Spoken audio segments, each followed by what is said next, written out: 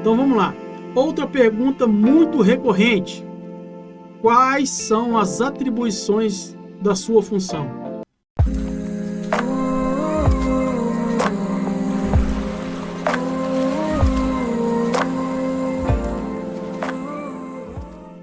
Em resumo, trocando em miúdos, Jean, o que eu tenho que fazer como cuidador? O que é a minha obrigação? Qual que é a minha função? Eu tenho que dar banho no cachorro? Eu tenho que fazer compra no supermercado? Eu tenho que ir no banco? Eu tenho que fazer o quê? Primeira coisa, né? As atribuições da sua função. A primeira delas, como eu falei, é cuidar da saúde. Ao investigar a qualidade do sono da pessoa que você cuidar da questão da temperatura, garantir que os remédios estão sendo ministrados de forma correta, né? Acompanhar o idoso e auxiliar na questão da fisioterapia, né? Promover o bem-estar, no caso social, cognitivo dele, tá? Agir com empatia, cuidar das emoções dele, dar afeto, promover a autoestima do idoso. Todas as atividades que envolvem isso aí é função sua. E então, clica aí para curtir esse vídeo, aproveite e se inscreva no nosso canal e ative o sininho para receber mais vídeos como esse. Aí da questão nutricional, o que eu preciso fazer? Qual que é a minha função da parte nutricional? Cuidar da alimentação, por exemplo, checar os horários, né? Horário, por exemplo, vamos supor que ele seja um idoso que tenha diabetes. A diabetes, a glicemia, né? Ela deve ser medida, né, usando o glicosímetro quando o idoso está em jejum, antes dele comer qualquer coisa. Então você tem que ter essa disciplina. Cuidar do cardápio dele, das porções que ele vai comer durante o dia, tá? Ficar atento às coisas básicas do cotidiano, como ele tem que ter hora para tomar banho, hora para dormir, hora para tomar um banho de sol, hora para fazer uma caminhada. Se ele está acamado ou de cadeira de roda, você põe ele na cadeira, faz uma caminhada com ele, volta do quarteirão. Se tiver uma pracinha próxima à casa dele, vá com ele à pracinha. Tem essa rotina, porque isso faz bem para a parte humana. Principalmente tomar um pouco de sol, pelo menos meia hora por dia, tá? Isso ativa os neurotransmissores como a serotonina, a dopamina, faz com que o idoso tenha melhor vigor e não tenha estresse, depressão e tristeza, tá? Cuidar da higiene dele, isso é importantíssimo. Fazer os relatórios diários para entregar não só para a família, mas também para a equipe de saúde, a equipe médica, tá? Cuidar do banho, hidratação da pele, né, do cabelo, das unhas, da barba, tudo que seja para causar o bem-estar físico, social e até mesmo espiritual daquela pessoa, tá? O que é saúde? Saúde nós aprendemos na escola que é o bem-estar físico, social e mental. Então você tem que fazer atividades e rotinas que cuide disso, não só alimentação, como atividade. Aí uma coisa muito importante, duas coisas importantes, né? Que é muito deixado de lado. A questão do repouso. O idoso precisa ter 6 a 8 horas de repouso, de sono, né? Para ele poder descansar bem, tá? E também a parte da hidratação. Em média, eu não vou passar aqui a tabela para vocês, que depende do peso do idoso. Mas em geral, um pelo outro, deve tomar 12 copos de água desses copinhos americanos, né? Esse copo de 200 ml por dia. Então são 4, 4 e 4. Lógico que à noite ele vai ter menos predisposição para beber. Então beba mais água de manhã e à tarde. E não dê água para o idoso após as 9 horas da noite. Principalmente se ele for acamado, porque aí você vai ter problema dele estar de fralda, dele fazer o xixi. E se você não trocar a fralda à noite, ele vai desenvolver as escaras que são a supressão e, enfim, uma série de problemas, tendo até infecção, tá? Você deve estimular o consumo de coisas saudáveis, tá? Como eu falei aqui, cuidar do bem-estar do idoso na questão social. Se possível, criar interação com outras pessoas da idade dele. Existem muitos centros de convivência hoje do idoso para isso, né? Antigamente, não sei se ainda existe aquela unibiótica, lugares onde você pode, no posto de saúde, lá eles vão te indicar. Às vezes eles fazem atividades ao ar livre, na praça, encontros. Isso é muito importante, você levar o idoso para ele ter essa questão externa de vida ativa e social, tá? E acompanhe ele nessas questões, tá bom? Seja uma pessoa discreta, mas leve ele para fazer essas atividades externas, mesmo que ele tenha limitações de mobilidade, esteja numa cadeira de roda, leve ele a si mesmo, não fique com preguiça, isso é muito importante, tá? Então essa é a sua principal atribuição. Obviamente cuidar do ambiente também, né? Da cama, do quarto, do banheiro, da casa. E se a casa é muito grande, ele mora com uma família grande, eu tenho que cuidar de toda a casa? Não necessariamente. Você tem que cuidar dos espaços onde fica o idoso. Ok? Espero ter respondido essa pergunta. Vamos para mais uma questão. Essa questão agora ela é muito interessante. É uma pergunta também extremamente recorrente. O que o cuidador não pode fazer? Eu sempre gosto de responder essa pergunta aqui com uma brincadeira, né? A gente fala assim que próximo ao idoso, da equipe de saúde, da equipe, né, que cuida da saúde do idoso, nós temos o médico, nós temos a enfermeira e nós temos a cuidadora. Então são três funções aqui, né? E muitas das vezes, cada uma dessas funções querem achar que tem que fazer algo que não atribui a elas, né? Que não é de sua responsabilidade. Eu costumo brincar que a cuidadora costuma achar que é enfermeira, a enfermeira costuma achar que é médico e o médico costuma achar que é Deus, né? Como assim? Fazer coisas que não está ao seu alcance. Por exemplo, o que não é da função da cuidadora? Como você está vendo essa imagenzinha aí na tela, a enfermeirazinha com injeção. Cuidadora de idosos não aplica injeção, tá? Cuidadora de idosos não deve sequer trocar uma sonda. Mas eu fui contratado para cuidar de um idoso com sonda. Então você tem que ter uma especialização, no seu curso você vai ter que aprender como cuidar de sonda. Mas é desejável que seja feito pela enfermeira. Por quê? A troca de sonda, principalmente em ambiente que não seja hospitalar, mesmo no ambiente hospitalar, que não tenha o cuidado, não seja esterilizado, pode haver uma infecção bacteriana e levar aquele paciente a óbito em menos de 48 horas.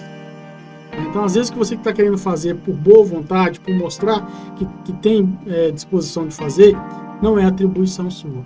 Quando eu devo fazê-lo? Auxiliado por uma enfermeira ou tendo uma especialização disso. No nosso curso, nós podemos oferecer sim, mas deixa bem claro para você. Você não deve dar um medicamento que não foi receitado. Eu vou fazer aquele chazinho milagroso, aquele procedimento de não sei o quê. Por exemplo, a pessoa está com úlcera por pressão, né? Grau 3 ou grau 4, já exposto ali na pele, a ferida, a necrose. Aí você vai em tal lugar, o fulano manda você fazer um chazinho, amassar com folha de girassol, não sei o que, com óleo de não sei das quantas, amassar e passar naquela ferida. Você deve fazer isso? Não. Você não é médico. Cuidadora não faz diagnóstico. Cuidadora não faz prescrição de tratamento. Cuidadora executa a prescrição médica. Eu posso conversar com o médico se eu achar que pode. Conversar com o médico você pode, até porque o médico ele vai te ouvir. Ele vai querer ouvir. Se você é uma cuidadora atenta e qualificada e profissional preparada, você vai dar informações relevantes para o médico. Você não vai confrontar dizendo que ele está errado, mas ele vai poder dar o diagnóstico mediante aquela prescrição que você fez no dia a dia, o relato do comportamento do idoso, tá? Se você fizer isso, levando isso para ele, e, por exemplo, se ele passou um remédio, e a partir daquele remédio que passou, houve problemas colaterais, como, por exemplo, o idoso parou de ir ao banheiro, ou ficou ressecado, ou perdeu o apetite, ou aumentou o apetite, aumentou a ansiedade, tudo isso é você que vai relatar para ele.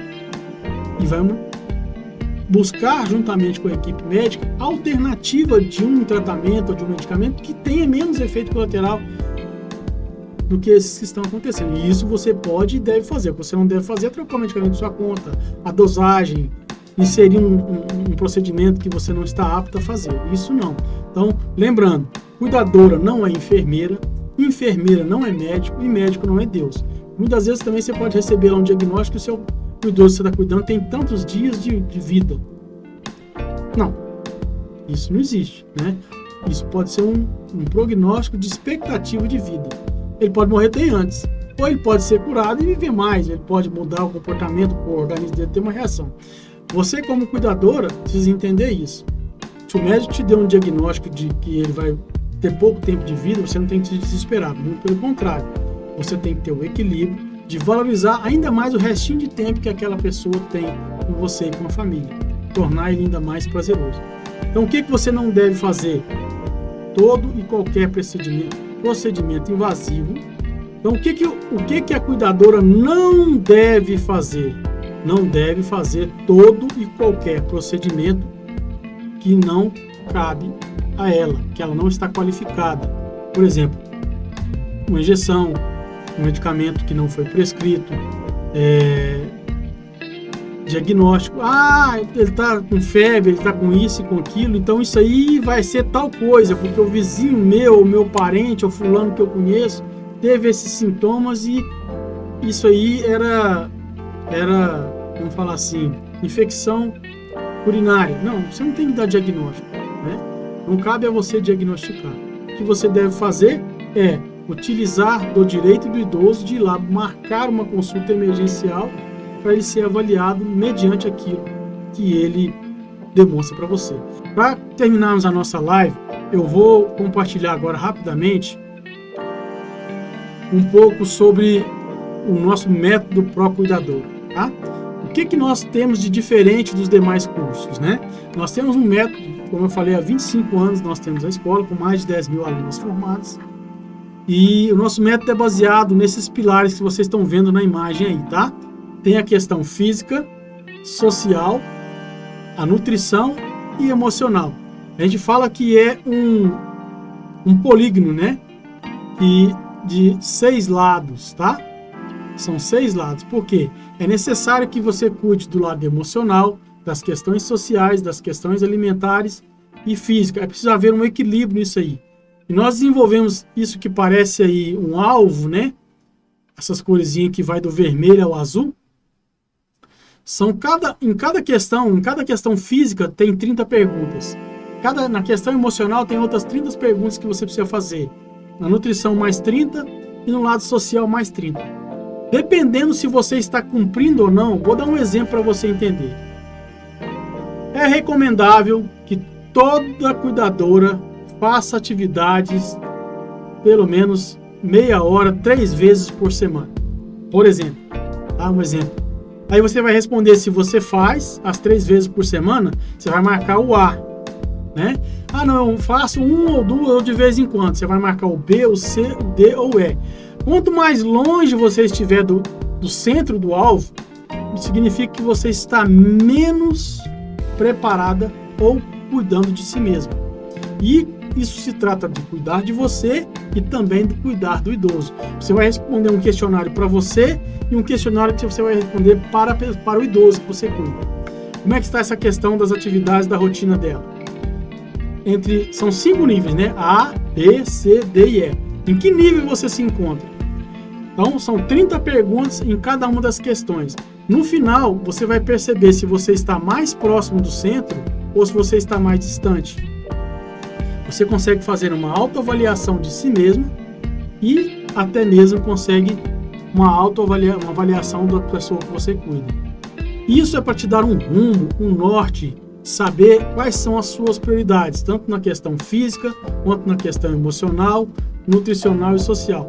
Eu vejo muitas cuidadoras, mas muitas, tá? Eu digo que mais de 80%, que ignoram a questão social, né? Não acha que tem que ter lazer, não acha que tem que passear com a família, que tem que ter atividades prazerosas socialmente. Isso vai causando um desgaste emocional muito grande, tá? Um estresse, vai produzindo muito cortisol, isso vai afetar na sua saúde. Lembra que saúde é o bem-estar físico, social e mental. A questão da nutrição também. Pessoal, qual que é a palavra-chave, então, dentro desse método Procuidadora? A palavra-chave chama-se equilíbrio. Você tem que ter equilíbrio entre a parte física, a parte emocional, a parte da nutrição e a parte social.